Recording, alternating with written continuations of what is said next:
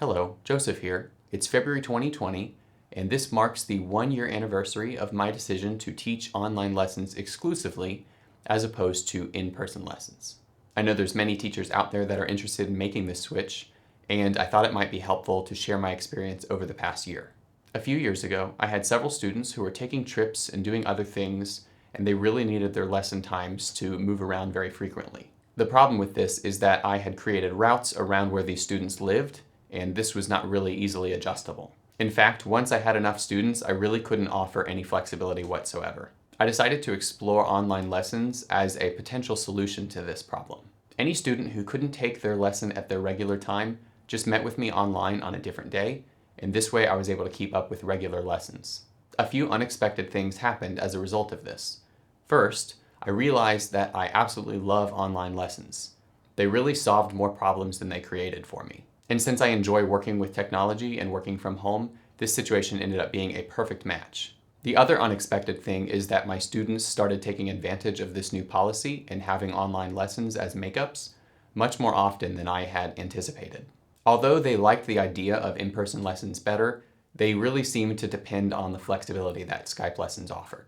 Many of my students ended up voluntarily attending more Skype lessons than in-person lessons, and it was at this point that I started exploring the idea of an online-only teaching model. I was highly motivated to make this new online teaching model work because I love teaching online lessons, but also my wife and I were expecting our first child, and I knew that I was going to need to be home more. I figured out the ratio of driving to teaching that I was doing, and it ended up being about 50-50. Which means that I was spending about half of my teaching time just sitting in the car, waiting in traffic. I knew that I could make substantially more money if I was able to convert my driving time into teaching time. But even if I didn't get any new students, I knew that I would be able to spend more time at home with my family. At the same time, I really loved the idea of teaching students all over the country. And so I set up a website and this YouTube channel to promote my efforts, and it wasn't long before I started accepting some new students. Given how often my students were voluntarily attending Skype lessons, I thought it would be a simple transition to basically fully convert them into online lessons, but I was very hesitant because I thought I would lose too many students in the process. After all, online lessons are not what my students originally signed up for, and I knew that they preferred that a teacher travel to their home to teach them. To make this transition easier, I decided to adjust my pricing downward just a little bit in order to incentivize my students to stick with me. I was prepared to lose about half of my studio, if not more, which is why I was so hesitant with this decision. I needed to make sure I could take a financial hit of this magnitude before finally making the switch.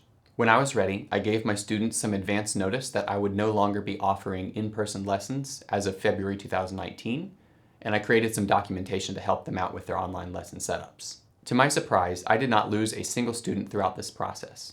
In the end, I think the hassle of finding a new teacher and also my students becoming very accustomed to my teaching style really worked to my advantage, and all of my students ended up giving online lessons a shot. Now, some of my students have moved on in the past year, which is normal. Most of these students have studied with me for many years, and it was time for them to move off to college and move on with life.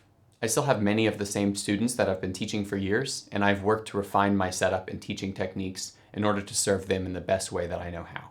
Now that I'm not spending half my time driving around, I am able to be at home with my family more, and I've also started practicing a lot more and even attending lessons with a master pianist, and my own abilities have really started to improve greatly. The most exciting thing about this change is that I am now teaching globally as opposed to just in the US. I honestly didn't expect to teach students in other countries, but it's happening and I am definitely enjoying it. If you're a teacher looking to do something similar to this, I want you to know that I offer online lesson consultations to help teachers deal with all of the little things involved in this process, and I'll put a link to that video in the description below. I would also like to encourage you to subscribe to my channel if you like videos like this one and want to see more. Thanks for watching.